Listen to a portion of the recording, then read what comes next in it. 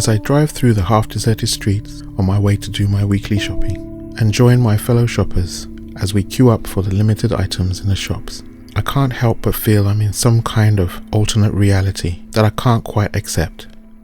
I've heard it said that if the UK, where I live, was to close its borders because of some disaster, like for example, some deadly, contagious disease, current food stores would last approximately 48 hours. Judging on many people's recent reactions over toilet roll, I would have to say 24 hours would be more realistic.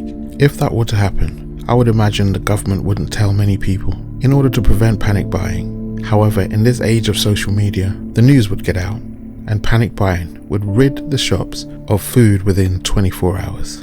In my household of 4, with careful management, I reckon we could probably last for about 4 weeks at a push. I believe after 2 months, the country would go full zombie apocalypse. Okay, I admit, I've been watching too many movies. They would most likely instigate food rationing. We would all lose a little bit of weight while they sort out the food situation. Hopefully. But this situation has got me thinking of how this modern Western society relies so heavily upon complex supply chains for food. How would the average person cope if this system was to suddenly collapse? The COVID-19 outbreak has not just changed our daily lives, it has also affected global politics, especially the relationship between Europe and Africa. The amount of Europeans that have been diagnosed with the coronavirus in Africa has become a controversial topic.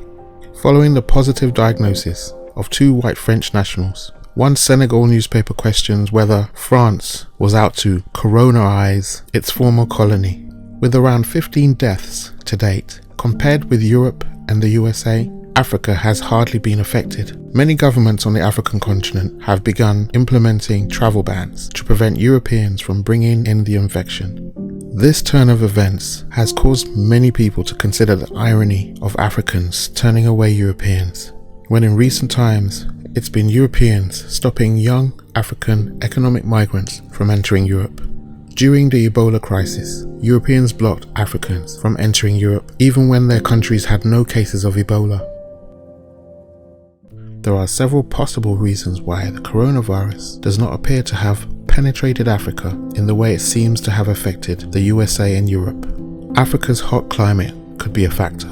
Some scientists believe sustained heat could slow or kill the virus.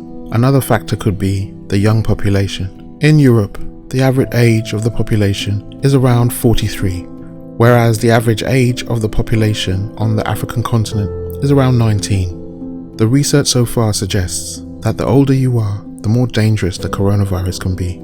Additional factors could be that Africa has taken the lead with precautionary measures at airports, while a Senegalese innovation lab, which makes self-diagnosis kits for Ebola, is now creating ones for the coronavirus. According to the Washington Post, Senegal is testing and returning results within 4 hours, compared to about a week in the US.